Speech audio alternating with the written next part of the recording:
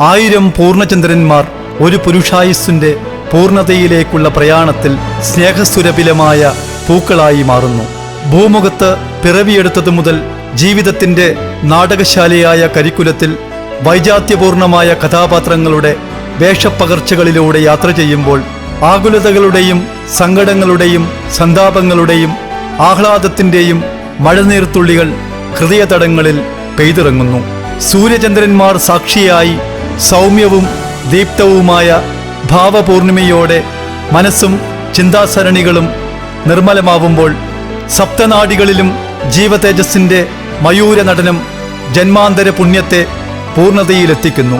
നീലാകാശവും ശ്യാമമേഘങ്ങളും കാറ്റും മഴയും വെള്ളിമണിക്കൊലുസുപോലെ നാണം കുണുങ്ങിയൊഴുകുന്ന നീരുറവകളുടെ നാദങ്ങളും മഹാസാഗരത്തിന്റെ ഉർവരതിയിൽ നിറയുന്ന പവിഴമുത്തുകളും ജീവബിന്ദുക്കളുടെ ഉൽപ്പത്തിശാസ്ത്രത്തെ കമനീയമാക്കുന്നു.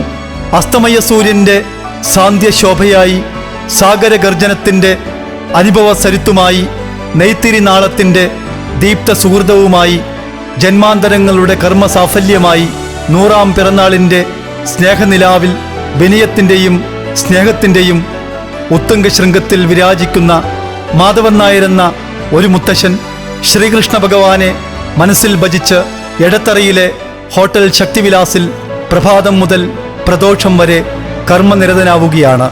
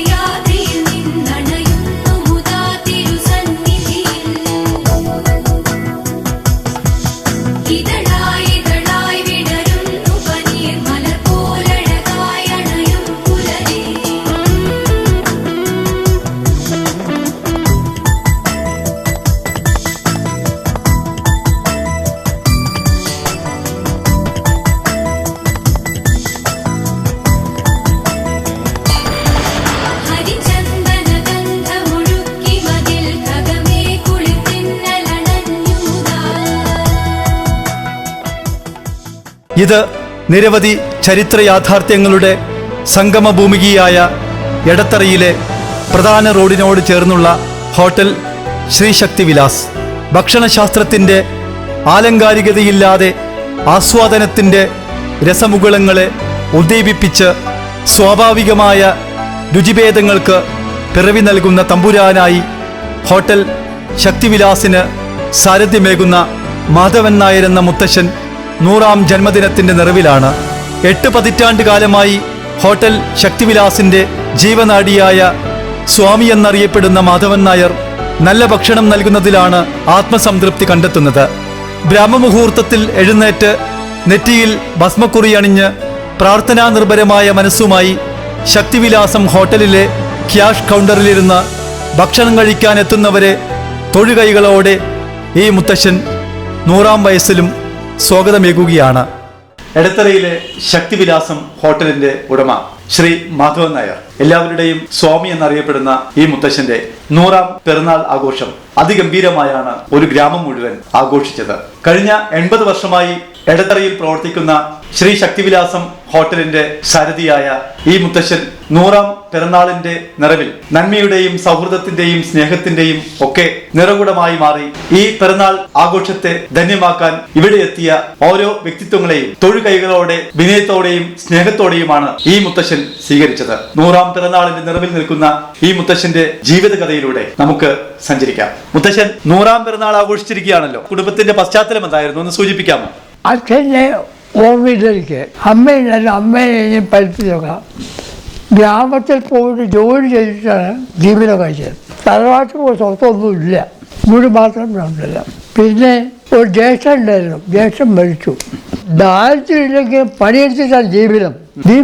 പണിയെടുത്ത് കഴിഞ്ഞാൽ അന്നൊക്കെ ഒരു വണ്ടി നെല്ല് തന്നാൽ 20 പറയാതി കൊടുക്കും. അത് കൊല്ലത്തിന് വീട് കൊടുക്കും. അപ്പം ജീവിതം അങ്ങനെ കഴിയുമ്പോൾ സ്കൂളിലൊക്കെ എവിടെയാ പഠിച്ചതൊക്കെ? സ്കൂളിൽ പഠിച്ചതൊക്കെ സ്കൂളിൽ 5ാം ക്ലാസ് വരെ പഠിച്ചു. സ്കൂളിൽ 3 ദിവസം പോകുമ്പോഴേക്ക് വീട്ടിലേക്ക് പട്ടപ്പനയാണ് തീർക്കത്തൊഴിൽ പറയും. അത് ഏതോ വീട്ടിൽ കത്തിപ്പോയി, അതുകൊണ്ട് പണി വിട്ടു. പിന്നെ പണിയെടുത്തിട്ടാണ് ജീവിതം. വേനൽ സമയത്താണോ കത്തിയത്? മാസത്തില് മുത്തച്ഛൻ പിന്നെ എവിടെയാ പോയത്? ട്യൂഷൻ പഠിപ്പിക്കാൻ എവിടെയാണ് പോയിരുന്നത്? ഈ ചന്ദ്രശേഖരൻ ഒരു കുട്ടിക്ക് 1 രൂപ ഒരു കാപ്പിയും ഒരു അപ്പവും തരും രാവിലെ. ട്യൂഷൻ പഠിപ്പിക്കാൻ പോയതിനു ശേഷം പിന്നെ എവിടെയാണ് ജോലി ചെയ്തത്? ട്യൂഷൻ കഴിഞ്ഞിട്ട് സ്കൂൾ ഭാഷയായിരുന്നു കുറച്ച് നേരം. ഏത് സ്കൂളിലാണ്? മാപ്പിള സ്കൂൾ. അതിപ്പോൾ ഇല്ല. അത് കുറച്ച് കാലം ജോലി ചെയ്തു. അത് കഴിഞ്ഞ ശേഷം ഞാൻ തമിഴ്നാട്ടിൽ പോയി, മായവരത്തെ. അവിടെ 10 ഹോട്ടലില്ല. ഈ വാദ്യവിഷയങ്ങളിലൊക്കെ വളരെ പ്രാവീണ്യമുണ്ടല്ലോ. അത് വന്നതിന് ശേഷം ഈ അമ്പലം കിഴക്കഞ്ചേരിക്കാവ്, ചെങ്ങാറ്റുകാവ്, ഈ 2 കാവിൽ കൂടിയിട്ട് 32 പേർ നെല്ല് കിട്ടും. അവിടെ കിഴക്കഞ്ചേരി 12 ഇവിടെ 20. നവരാത്രിക്ക് മണ്ഡലത്തിൽ മാത്രമേ വേണ്ടൂ. പിന്നെ നമുക്ക് പോവാം, കാശ് കിട്ടും. അങ്ങനെ കുറേ കാലം ജീവിച്ചു. എന്തായിരുന്നു വാദ്യമായിരുന്നോ? എന്തായിരുന്നു? താളം, ഇലത്താളം. അത് നല്ലോണം കൂട്ടും. പച്ചവളത്തിലൊക്കെ കൂട്ടും. നല്ല പേരാണ്. ഉത്സവത്തിലൊക്കെ പോയി എൻ്റെ വരെ. ആരുടെ മേളങ്ങൾക്കൊക്കെയാണ് ഇലത്താളം വായിച്ചിരിക്കുന്നത് മുത്തശ്ശൻ? പഴശ്ശിന് കേശവന്മാരാണ്, ചെല്ലരി രാമന്മാരാണ്, അന്നവരുടെ അച്ഛന്മാരാണ് പഞ്ചവാദ്യം. അത് കൂട്ടും. അയാൾക്ക് വലിയ ഇഷ്ടമുള്ളൂ പഞ്ചവാദ്യം. താളം തെറ്റില്ല. ഈ പഞ്ചവാദ്യത്തിലും പിന്നെ പഞ്ചാരിയും അതുപോലെ പാണ്ടിമേളവും പാണ്ടി ഇതിനെ നന്നായി കൂട്ടും. ഇതൊക്കെ മേളപ്രമാണിമാർ ഇങ്ങനെ കൊട്ടിക്കയറുമ്പോ ചില താളങ്ങൾ കിട്ടാതെ നമ്മളെ വല്ലാതെ വട്ടം കറക്കുന്ന ആളുകളുണ്ടല്ലോ, വളരെ പ്രഗത്ഭരായിട്ടുള്ള ആളുകൾ. മുത്തശ്ശൻ എങ്ങനെ അവരുടെ താളത്തിനനുസരിച്ച് തന്നെ കൊട്ടിക്കയറിയിട്ടുണ്ടോ? ഈ താളത്തിനെ കൂട്ടും, അവര് കൂട്ടും. തെറ്റില്ല. എനിക്ക് ഒരു നിയുൽപ്പനമില്ല. അത്ര കൃത്യമാണ്. ചതരി രാമമാരാർക്കൊക്കെ ഭയങ്കര ഇഷ്ടമായിരുന്നു അല്ലേ? നല്ല ഇഷ്ടമായിരുന്നു. ചതരി രാമമാരെ, കല്യാണം അച്ഛന്മാരെ, തിരുവില്ലാമല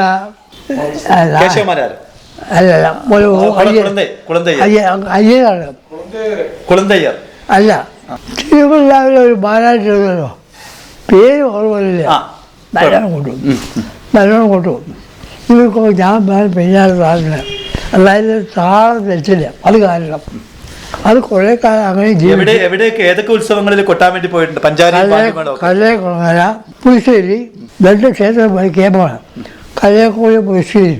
ഇത് കഴിഞ്ഞാൽ തെക്കൻ എല്ലാ ക്ഷേത്രത്തിലും വേല മകനെ കുമ്പം തുടങ്ങിയാൽ പുളിശ്ശേരി എല്ലാം അതിലൊക്കെ കോട്ടം. തൃശ്ശൂർ പൂരത്തിനൊക്കെ പോയിട്ടില്ല. തൃശ്ശൂർ പൂരത്തിന് പോയിട്ടില്ല. ഉണ്ടായിരുന്നു, സാധിച്ചില്ല. അത് യുവകം വേണ്ടേ. എന്താണ് ഈ തൃശ്ശൂർ പൂരത്തിന്റെ പഞ്ചാരിയും പാണ്ടിമേളവും ഒക്കെ വളരെ പഞ്ചവാദ്യമൊക്കെ വളരെ പ്രശസ്തമല്ലേ? പോണെന്ന് ആഗ്രഹം തോന്നിയിരുന്നില്ല അക്കാലത്തൊന്നും? നല്ല മേളം, പഞ്ചാരി മേളമാണ് ശരിയായിട്ടുള്ള മേളം. 5 കാലം കൊട്ടണം. അത് 1, 2 കേൾക്കുമ്പോൾ ആൾക്കാർക്ക് ഇഷ്ടമല്ല. 3ാം കാലം മുതൽ നല്ല ഇഷ്ടം വരും. അപ്പഴായിട്ട് ശരിക്കും വരില്ല. നന്നായിരിക്കും, നന്നായി കൊട്ടുകയും ചെയ്യാം. ഇപ്പോഴും കേൾക്കാറുണ്ടോ? പഞ്ചവാദ്യമൊക്കെ കേൾക്കാറുണ്ടോ? മേള പോകും. ഇപ്പോഴൊരു മേളക്കമ്പം ഉണ്ട്. മേളത്തിന് വലിയ ഇഷ്ടമാണ്. അത് പ്രത്യേകിച്ച് പാണ്ടി, പഞ്ചാരി. ഇവിടെ ഞങ്ങളുടെ ഇവിടെ അയ്യപ്പൻ മേളകളുണ്ട്. വൃശ്ചികത്തിൽ അവസാനം മകനമല്ല. അപ്പം പഞ്ചവാദ്യം കൂട്ടും. നല്ല വിദ്യാഭ്യാസം, നല്ല പഞ്ചവാദ്യവും. ആദ്യകാലത്തൊക്കെ സിനിമകൾക്കൊക്കെ പോകാറുണ്ടായിരുന്നു മുത്തച്ഛൻ? സിനിമ പോയിട്ടായിരുന്നു. സിനിമ വലിയ ഇഷ്ടമായിരുന്നു. പിന്നെ അതങ്ങനെ. സിനിമയിൽ ആരെയാണ് ഇഷ്ടം? ഏത് തമിഴ് സിനിമകളൊക്കെയാണോ മലയാള സിനിമയാണോ? എങ്ങനെയായിരുന്നു? ശരിക്കും പറയുകയാണെങ്കിൽ MGR. നമ്മുടെ കുടുംബത്തിലെ കല്യാണം കഴിച്ചിരിക്കുന്നത് MGR കഴിച്ചിരിക്കുന്നത്. MGR ഏട്ടൻ ഏട്ടൻ MGR ചക്രപാണി. ചക്രപാണി അതങ്ങനെ കുറച്ച് കാര്യം കഴിയും. ശിവാജി ഗണേശന്റെ ഒക്കെ പടം കണ്ടിട്ടുണ്ടോ? ശിവാജിയൊക്കെ നല്ല ആക്ടർ. ഏത് പടം ഇഷ്ടമായിരുന്നു? അങ്ങനെ പലതും ഓർമ്മ വെച്ചാൽ MGRന്റെ പടം ഏതാ ഇഷ്ടമായിരുന്നു? ഓർമ്മയില്ല. VM ജാനകി പിന്നീട് ഇവിടെ കൊഴൽമന്ന് കല്യാണം കഴിച്ചല്ലോ. MGR ആയിട്ട് അങ്ങനെ നല്ല ബന്ധം ഉണ്ടായിരുന്നോ മുത്തച്ഛന്? അതായത് MGR ഏട്ടൻ ചക്രപാണി നമ്മുടെ കുടുംബമുള്ള 5-ാം മൈല് അവിടെയാണ് കല്യാണം ചക്രപാണി. ആ സമയത്ത് MGRനെയൊക്കെ കണ്ടിട്ടുണ്ടോ, സംസാരിച്ചിട്ടുണ്ടോ? ഇവിടെ വന്നിട്ടുണ്ട്. ഞാൻ അന്ന് കട അവിടെയാണ്. സ്ഥലം നോക്കാൻ വേണ്ടി ഞാൻ ഇതിലേക്ക് സ്ഥലം അത് നോക്കിയിട്ട് മൂപ്പർ ഇഷ്ടപ്പെട്ടില്ല. വഴി ശരിയല്ല, റോഡ് പോരാന്നൊക്കെ പറഞ്ഞു മാറി. ആദ്യകാലത്ത് എങ്ങനെയായിരുന്നു ഈ ഗാന്ധിജിയുടെ സ്വാതന്ത്ര്യ സമരമൊക്കെ പിന്നെ കത്തി നിന്ന കാലമല്ലേ? അന്ന് ഗാന്ധിജിയോടൊക്കെ മുത്തച്ഛനില്ലാത്ത ഇഷ്ടമായിരുന്നു? എനിക്ക് ഗാന്ധിജിയേക്കാൾ വേറെ ആരും ഇല്ലാന്നാണ് മനസ്സിൽ. അത്ര നല്ല ലോകത്തിൽ മഹാത്മജിയെ പോലെ ഒരാൾ ജയിച്ചെന്ന് പറയും. അദ്ദേഹം ലോക നേതാവാണ്, മഹാനാണ്.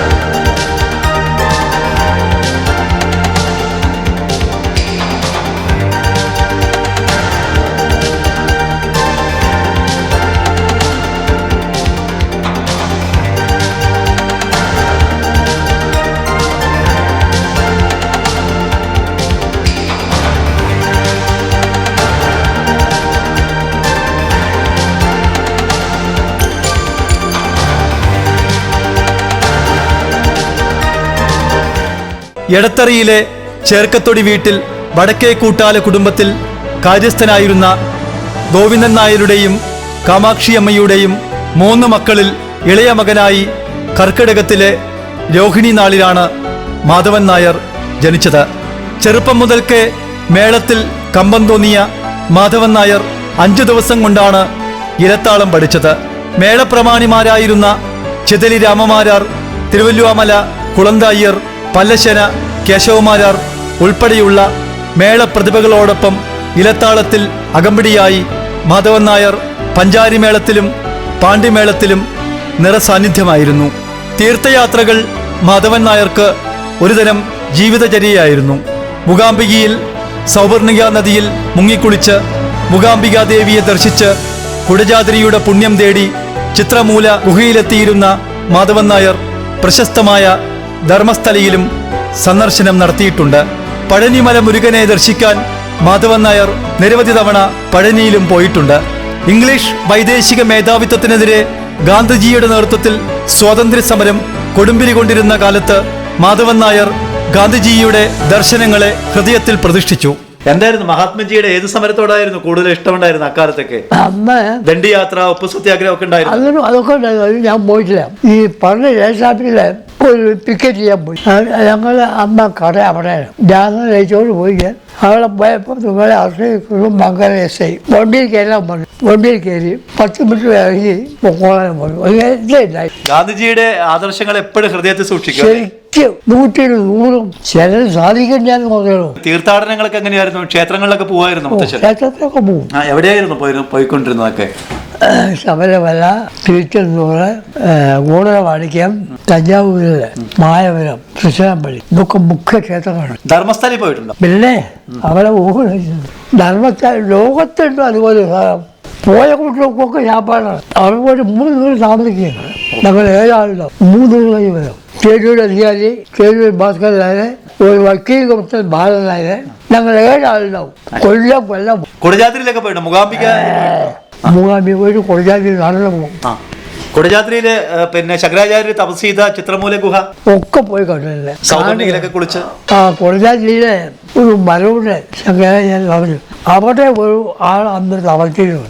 അവിടെ അതൊക്കെ ഈശ്വരൻ. ലോകത്തിന് ഒരു ദൈവമേ ഉള്ളൂ. ആ ദൈവത്തിന് രൂപമില്ല, പേരില്ല. അതിലെന്നുള്ള പേരില്ലെങ്കിലും അഖിലാണ്ട കൂടി ബ്രഹ്മാണ്ട നായകനാണ്. ഹോട്ടൽ തുടങ്ങിയത് എപ്പോഴായിരുന്നു? ശ്രീ ശക്തിവിലാസ ഹോട്ടൽ അത് തുടങ്ങാൻ അതിന്റെ പേരൊക്കെ എങ്ങനെയാ വന്നത്? 1114 വൃശ്ചികം 20-ാം തീയതി 4 മണിക്കാണ് തുടങ്ങിയത്. അപ്പുറത്തോട്ട് സ്ഥലമാണ്. 2-3 സ്ഥലം മാറി പിന്നെ മാറി പിന്നെ അവിടെ സ്വന്തം കെട്ടിടമായി. അതൊക്കെ പോയി അവർക്ക് ഇതിൽ കലാശിച്ചു.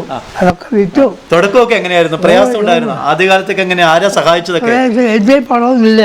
വണ്ടിക്കൂലിക്ക് മായവഴിക്ക് പോകാൻ ആളില്ല. അപ്പോൾ ഒരു ദിവസം വൈകുന്നേരത്തിൽ ഒരു 3 ചക്കാരി മതി സംസാരിച്ചു. അപ്പോൾ ആ കട സംസാരിച്ചു. ആ ഉടമത്തിൻ്റെ അനുജൻ ഞങ്ങളുടെ കൂടെ കൂടിക്കും. ശരി, ഈ ഗോവിന്ദപ്പടിക്ക് എന്ത് പറഞ്ഞു? ഒന്നും പെടാത്തല്ല ഒരു കാലുകളെ വന്നിട്ട് കൂട്ടം കൊടുക്കുന്നത്. ഇത് ഞങ്ങൾ കേട്ടു. ഇതാണ് ചായക്കട തുടങ്ങാനുള്ള കാരണം. ഇല്ലെങ്കിൽ ചായക്കടയുടെ കാര്യമില്ല. പിന്നീട് ആരാ സഹായിച്ച്? ഈ ആരുടെയെങ്കിലും ഭാര്യമാരുടെയൊക്കെ ആഭരണം വെച്ചിട്ടൊക്കെ സഹായിച്ചു എന്നൊക്കെ കേട്ടിട്ടുണ്ടല്ലോ. ആരുടെയായിരുന്നു? ഒരിക്കൽ 600 രൂപ വേണം. ആരിക്കോട്ടെ പാലപ്പെട്ട അപ്പെന്ന് പറഞ്ഞു. എല്ലാവരും ഭാര്യയുടെ പണമാണ്. ഇത് കൊണ്ട് ബാങ്കിൽ വെച്ച് പണമായി. ഇതേമാതിരി ചെറുത്തൊരു കേസാനുണ്ടെങ്കിൽ ഒരു പണം വേണം.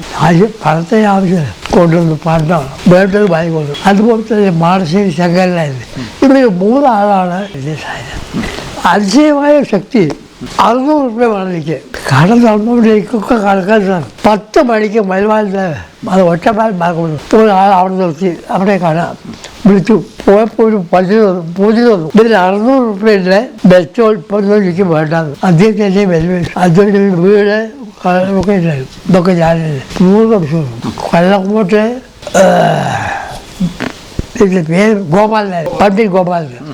അയാൾ ബലൂനാണ് ചന്ദ്രശേഖരൻ. അയാൾ DSP ആയിരുന്നു. അതൊക്കെ കഴിഞ്ഞു. ഇപ്പൊ ഇങ്ങനെയാണ്. ശ്രീ ശക്തിവിലാസം ഹോട്ടലിൽ 10-80 വർഷമായല്ലോ.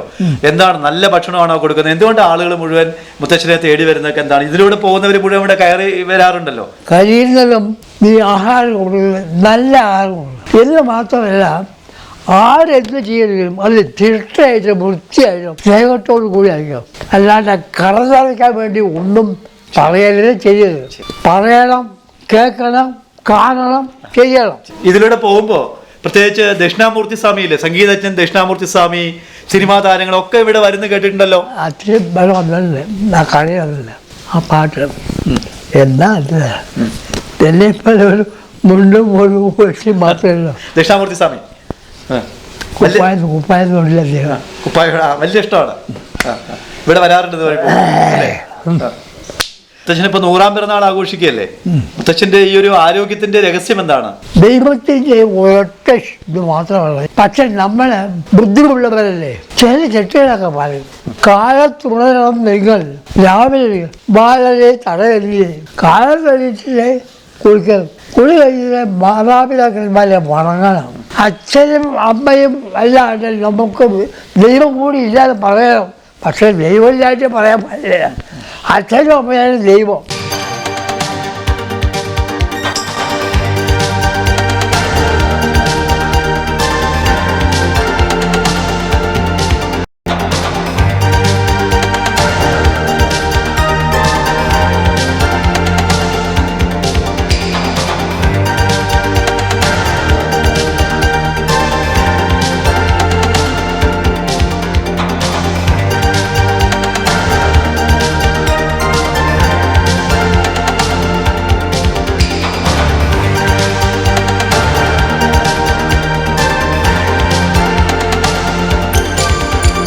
കണിശവും കൃത്യനിഷ്ഠതയുമുള്ള ജീവിതശൈലിയാണ് മാധവൻ നായരുടെ ജീവിത വിജയത്തിന് വെളിച്ചം പകർന്നതെന്ന് BDO ആയി വിരമിച്ച എടത്തറയിലെ M. അരവിന്ദാക്ഷ മേനോൻ സാക്ഷ്യപ്പെടുത്തുന്നു.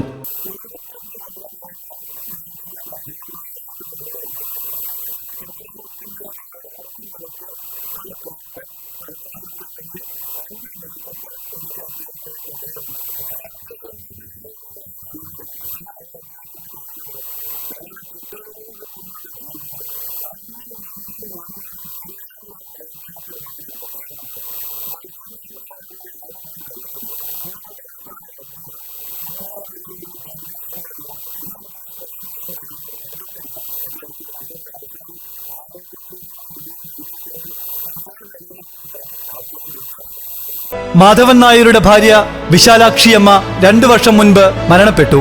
ഇപ്പോൾ ഭാര്യ സഹോദരിയുടെ പേരക്കുട്ടി ശശികലയുടെയും ഭർത്താവ് ടോപ്പൻ ടൗണിന്റെ ഉടമ രാജുവിന്റെയും കൂടെയാണ് മാധവൻ നായർ താമസിക്കുന്നത്.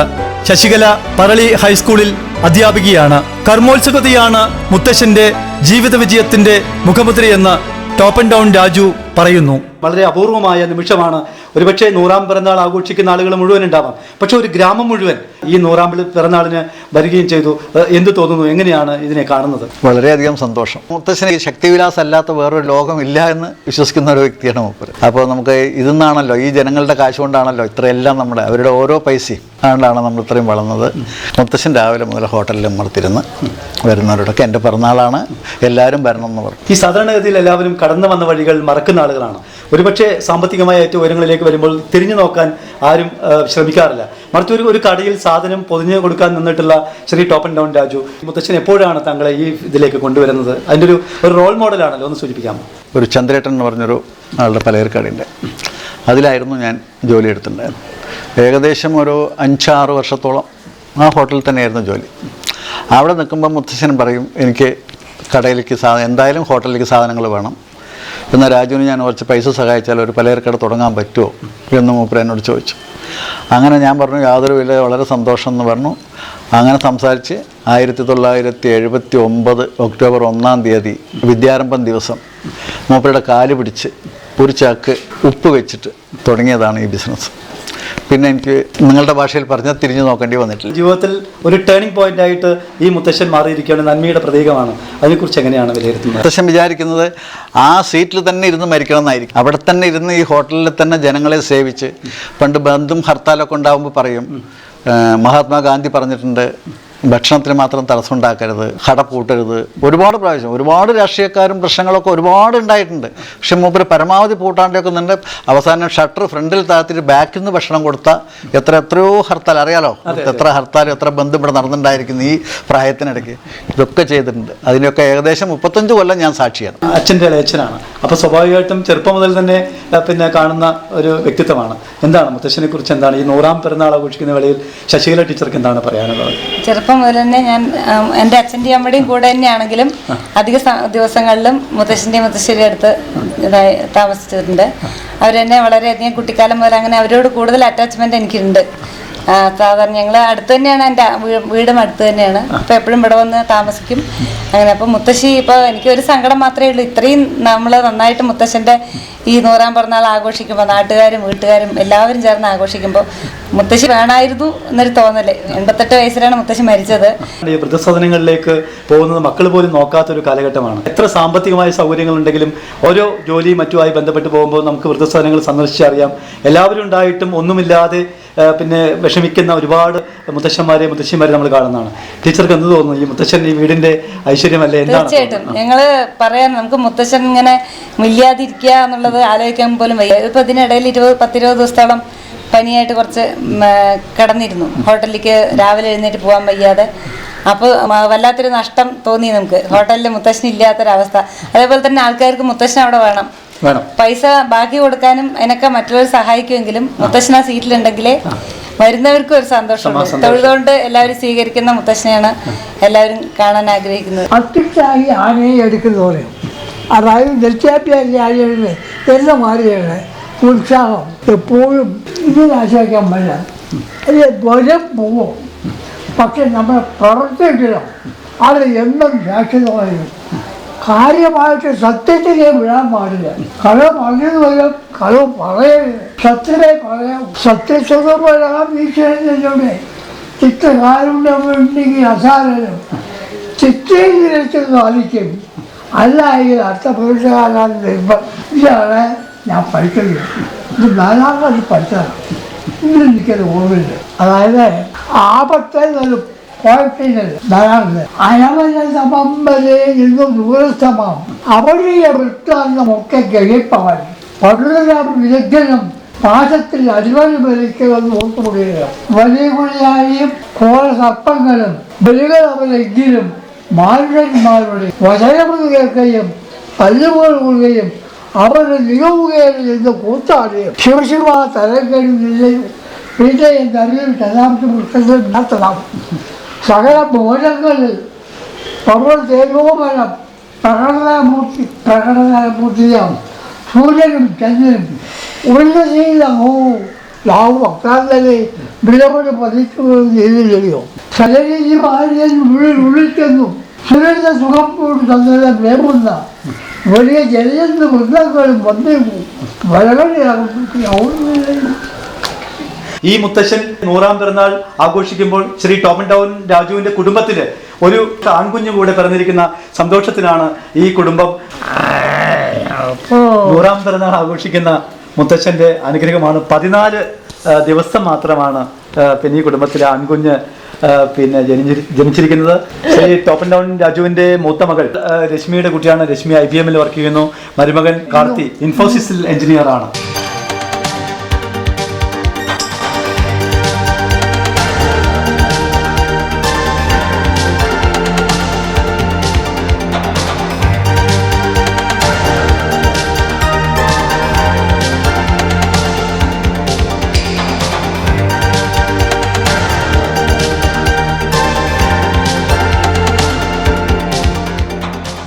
നൂറാം പിറന്നാളിൽ ഈ മുത്തശ്ശന് ആശംസകൾ നേരാനും അനുഗ്രഹം വാങ്ങാനും എടത്തറയിലെ ഗ്രാമവാസികൾ മാത്രമല്ല സമൂഹത്തിന്റെ സമസ്ത മേഖലകളിലെയും ധാരാളം വ്യക്തിത്വങ്ങൾ ഹോട്ടൽ ശക്തിവിലാസത്തിൽ എത്തിയിരുന്നു.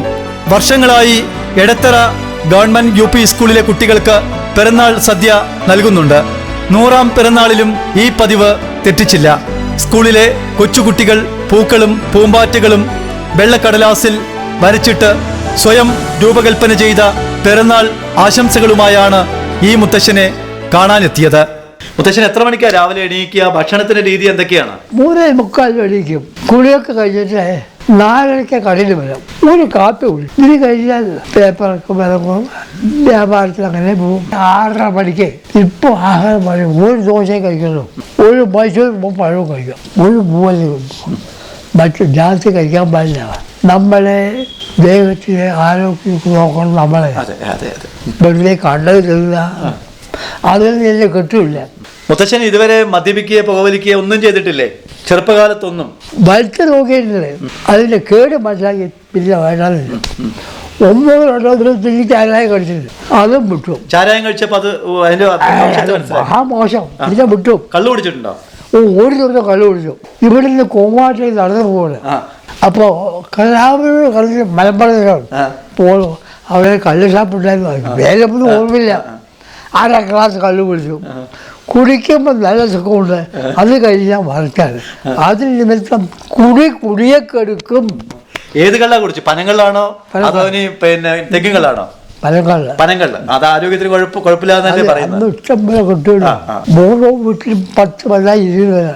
എൻ്റെ വീട്ടിൽ 19 വഴിയുണ്ടല്ലോ. പനിയുണ്ടായിരുന്നു, ചെത്തുണ്ടായിരുന്നു. 3 വഴി ചെത്തു. ആ കള്ളുഷാപ്പിൽ പോയി കള്ളു കുടിച്ചോടെ ചാരായം കുടിച്ചോടെ ഒഴിവാക്കിയല്ലേ? അത് പോകാൻ നല്ലപോലെ. അത് കുടിച്ചു കഴിഞ്ഞപ്പോൾ ഈ നടത്തുന്ന ക്ഷീണമൊന്നും കണ്ടില്ല. അപ്പം ഉപേക്ഷിച്ചു. പിന്നെ ഇന്നത്തെ കാലത്ത് ഈ പിന്നെ സന്തോഷം ഉണ്ടെങ്കിലും സങ്കടമാണെങ്കിലും ഒക്കെ മദ്യം കഴിക്കുക എന്നുള്ളൊരു ഫാഷനായിട്ട് മാറിയിരിക്കുകയാണ് നമ്മുടെ കേരളത്തിലൊക്കെ.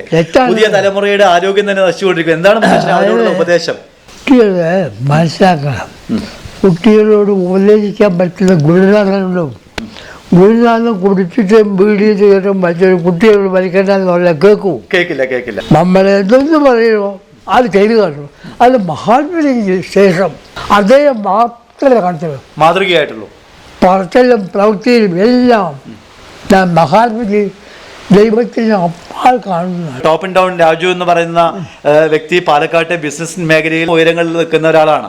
മുത്തശ്ശൻ്റെ അടുത്ത് 8000 രൂപ വാങ്ങിച്ച് കാല് പിടിച്ചിട്ടാണ് ഈ ബിസിനസ് തുടങ്ങിയത്. ഈ എങ്ങനെയാണ് രാജുവേട്ടനെ ഈ ഫീൽഡിലേക്ക് കൊണ്ടുവന്നത്? അവൻ ഇവിടെ ഒരു കടയിൽ ജോലി ചെയ്യുന്നില്ല. ഞാൻ കണ്ടിട്ടാണ് ഞാൻ അവനെ വിളിച്ച് പറഞ്ഞു. ഞാനും നന്നായി അധ്വാനിക്കുമായിരുന്നു. വിറ്റ് വളരെ നല്ലവണ്ണം ഒരു സാമാനം കൊണ്ടുവരുന്ന വാങ്ങാൻ ബലവരം കേട്ടിട്ടില്ല. അവരെ അല്പം സൗകര്യമില്ലല്ലോ. ഇത് കൊണ്ട് തൂക്കിയിട്ട് അവൻ കൊണ്ട് കൊടുക്കും. അതൊക്കെ അവൻ ചെയ്യും.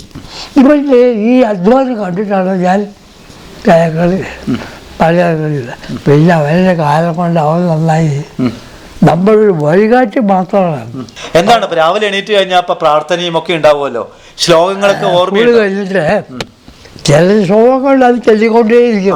എന്ത് ശ്ലോകമാണ് മുത്തശ്ശൻ എങ്ങനെ ചൊല്ലിക്കൊണ്ടിരിക്കുക? ആദ്യം ശുക്ലാം വരദരം വിഷ്ണു ശശിവർണ്ണ ചതുർഭുജം പ്രസന്നപദം ധ്യായൻ സർവവിഘ്നോപശാന്തേ ഏകദന്തം മഹായം സപ്തകാശം ലംബോദര വിശാലാക്ഷം വന്ദേഹകരണയും. തമിഴിലെ ശ്ലോകങ്ങളൊക്കെ എനിക്ക് തമിഴിനോട് വലിയ ഇഷ്ടമാണ്. ഇഷ്ടമാണ്. തമിഴിലെ ശ്ലോകങ്ങൾ ആരാണ്? തമിഴ് സ്കൂളിൽ പഠിച്ചിട്ടില്ല, എന്താണ് ഞാൻ എഴുതും വായിക്കുകയൊക്കെ ചെയ്യും. തമിഴ് അതെല്ലാം കാലം ഈ മായത്ത് കൊണ്ട് വയ്ക്കുമ്പോൾ പേപ്പർ ആദ്യം ഇത് നോക്കിയിട്ട് അതേ ആ എഴുത്തൊക്കെ പഠിച്ചു, തന്നെ പഠിച്ചത്. തമിഴിലെ ശ്ലോകങ്ങളൊക്കെ ചൊല്ലാറുണ്ടോ? പാട്ട് പാടാറുണ്ടോ? പാട്ട് പാടാറുണ്ടോ? ചില ശ്ലോകങ്ങളില് ഇപ്പൊ 100ാം പിറന്നാളിൽ എത്തി നിൽക്കുകയാണ്. നാടും ഈ ഗ്രാമമൊക്കെ വളരെ ആഘോഷമാക്കി മാറ്റി. ഇനിയുള്ള മുത്തശ്ശന്റെ ഒരു സ്വപ്നം എന്താണ്? ഇത് ദൈവത്തിന് മാത്രമേ എനിക്കൊന്നും പറയാൻ സാധിക്കില്ല. നമുക്ക് മരണം വരെ ജനങ്ങൾക്ക് കഴിയുന്ന സേവനം ചെയ്തിട്ട് ജീവിക്കണം ദൈവമേ എന്നൊരു പ്രാർത്ഥന. മഹാരോഗങ്ങളൊന്നും പിടിവരാൻ പാടില്ല. ദൈവത്തിൽ വിശ്വസിച്ചാൽ ഈശ്വര ദൈവം നമ്മളെ കാപ്പാറ്റും, സംശയം വേണ്ട. ഈ പറയുന്നത് സത്യമാണ്. പ്രേക്ഷകരോട് പറയാനുള്ള പിന്നെ എന്ത് ഉപദേശമാണ് പിന്നെ മുത്തച്ഛനുള്ളത് പുതിയ തലമുറയോട്? അവരെ ഈ മദ്യപാനം, ലഹരി പദാർത്ഥങ്ങൾ, പുകവലി ഒക്കെ വിട്ട് നന്നായിട്ട് ജനങ്ങളെ സേവിച്ച് ജീവിക്കണമെന്ന് മാത്രമേ എൻ്റെ പ്രാർത്ഥന. നന്ദി മുത്തശ്ശ. എല്ലാ ആശംസകളും.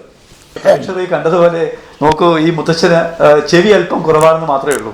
മറിച്ച് കവിതകൾ, ശ്ലോകങ്ങൾ, അതിൻ്റെ അലങ്കാര ശാസ്ത്രങ്ങൾ, സന്ധിയും സമാസവും വൃത്തവും അലങ്കാരവും ഒക്കെ ഒപ്പിച്ചുകൊണ്ട് പിന്നെ എഴുതിയ കവിതകൾ അത് ഒരു കാലത്ത് വായിക്കുകയും ഇന്നും ഓർമ്മ ഒരിക്കലും നഷ്ടപ്പെടാതെ ഇന്നും ഈ മുത്തശ്ശൻ ഇത്തരം കവിതകളും ശ്ലോകങ്ങളും ഒക്കെ ചൊല്ലിക്കൊണ്ട് തൻ്റെ ജീവിതചര്യയുടെ ഭാഗമാക്കി മാറ്റുകയാണ്. കടന്നു വന്ന ഇന്നലകളെക്കുറിച്ച് ഒരിക്കലും വിസ്മരിക്കാതെ ലൈഫ് ലൈനിൽ ഒരുപാട് ആളുകളെ ഇൻ്റർവ്യൂ ചെയ്യാനുള്ള അവസരമുണ്ടായിട്ടുണ്ട്. പക്ഷേ 100ാം പിറന്നാൾ ആഘോഷിക്കുന്ന ഈ മുത്തച്ഛനെ ഇൻ്റർവ്യൂ ചെയ്തപ്പോൾ സ്വാഭാവികമായിട്ടും പ്രേക്ഷകർ ഇപ്പോൾ കണ്ടതുപോലെ തന്നെ ഓർമ്മകളിൽ നിന്ന് ചികഞ്ഞെടുത്തുകൊണ്ട് ഒരിക്കലും ഒരു പെട്ടെന്ന് പതറിപ്പോവാതെ നല്ല ഭാഷയിൽ തന്നെ ആ പഴയ കാലങ്ങളുടെ ഊർജം എനർജറ്റിക് ആയിട്ടുള്ള ഒരു അവസ്ഥയിൽ തന്നെയാണ് മുത്തച്ഛൻ സംസാരിച്ചത്. ഈ മുത്തച്ഛന് ഇനിയും എല്ലാ ആയുരാരോഗ്യ സൗഖ്യങ്ങളും ഉണ്ടാവട്ടെ. 100ാം പിറന്നാൾ ആഘോഷിക്കുന്ന ഈ വേളയിൽ പ്രേക്ഷകരോടൊപ്പം തന്നെ നമുക്ക് എല്ലാവർക്കും ഈ മുത്തച്ഛന് എല്ലാവിധ ആശംസകൾ നേരാം.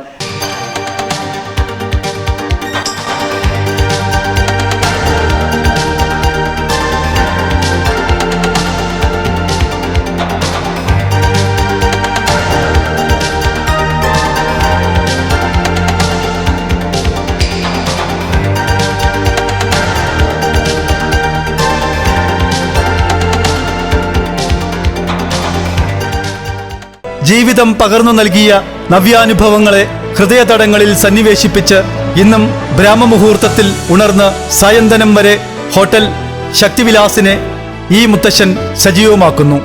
നിർമ്മലമായ ചിന്തയുമായി അനുഭവങ്ങളെ പാഠശാലയാക്കി 100ാം പിറന്നാളിൻ്റെ നിറവിലും സൂര്യ തേജസ്സോടെ മാധവൻ നായരെന്ന ഈ മുത്തശ്ശൻ പ്രാർത്ഥനാനിർഭരമായ മനസ്സുമായി ഓരോരുത്തരുടെയും ഹൃദയപഥങ്ങളിൽ സ്നേഹം പെയ്തിറക്കുകയാണ്.